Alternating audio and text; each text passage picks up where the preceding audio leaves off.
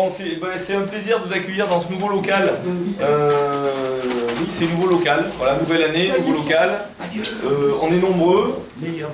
On a bien compris qu'il allait falloir qu'on travaille sur l'acoustique du local pour être aussi nombreux. Mais ça, bon, on verra quand on aura monté les étagères, tout ça, ça sera un peu mieux. Avant de commencer, je voudrais dire quand même un petit mot de soutien de notre parti aux habitants de Mayotte. Parce qu'après avoir été frappés par le cyclone, ils sont en pleine tempête. Voilà, un petit mot quand même sur l'abandon de l'État aussi de ce côté-là, parce qu'ils ont quand même promis de réouvrir les écoles à partir du 20 janvier.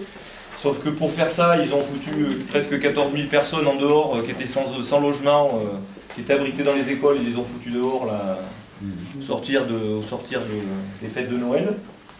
Et puis là, ils sont obligés de les réhéberger puisqu'il y a encore une tempête. Donc la situation est un peu dramatique.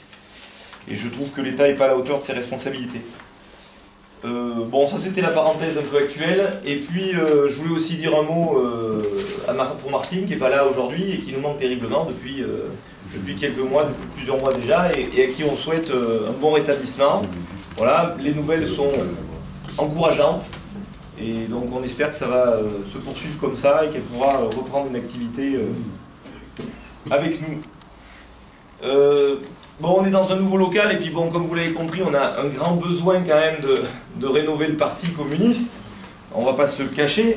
Et pour nous, à la section de Brive, ça passait par ça aussi. Avoir un nouveau local, avec une visibilité plus importante, avec des locaux, une ambiance plus sympa, des locaux plus chaleureux et plus agréables. Je disais, notre parti a besoin d'être rénové et ça commence à urger, je pense. Pas à cause de nous, mais compte tenu de la situation catastrophique de notre pays. Hein, sur le plan économique et social.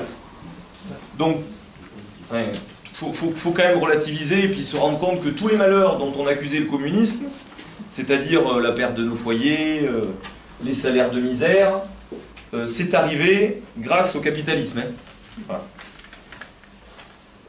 Voyez plutôt 13 millions de précaires énergétiques en 2025 en France, plusieurs milliers d'emplois menacés par les restructurations économiques, fermeture des lits d'hôpitaux, pouvoir d'achat en baisse, augmentation des impôts, c'est prévu cette année encore une augmentation, baisse des remboursements de la sécurité sociale, augmentation du prix des médicaments, disparition des services publics, escalade de la violence sociale à l'intérieur du pays et militaire aussi à l'extérieur, puisqu'il y a quand même plus de 100 conflits armés à travers le monde qui se déroulent. Et puis c'est sans compter sur les problèmes climatiques auxquels nous devons faire face.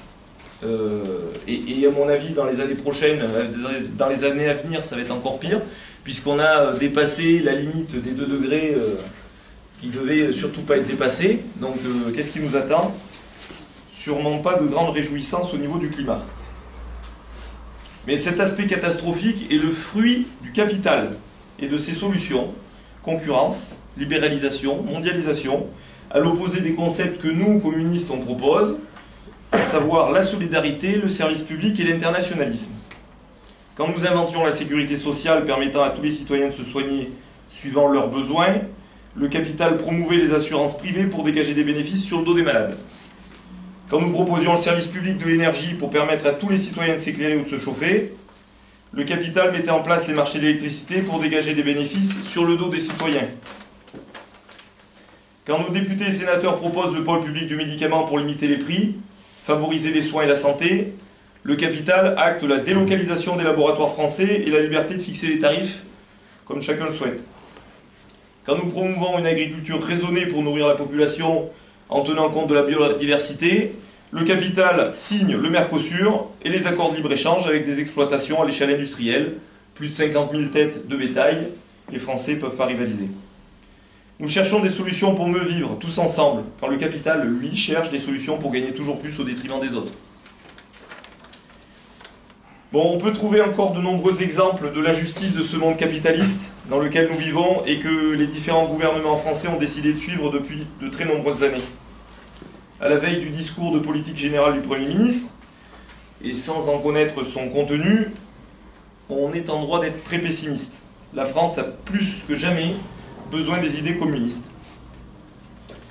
Donc en cette nouvelle année 2025, je nous souhaite de réussir à faire entendre nos idées, en faisant la promotion d'un modèle de société basé sur la paix, la solidarité et le bonheur pour tous. Et plus personnellement, je vous souhaite à tous que cette année soit remplie dans vos vies respectives de bonheur, de solidarité et de paix, évidemment. Que chaque jour soit une opportunité pour vous tous de réaliser vos rêves et de partager des moments précieux avec vos proches. Voilà, bonne année 2025 à tous.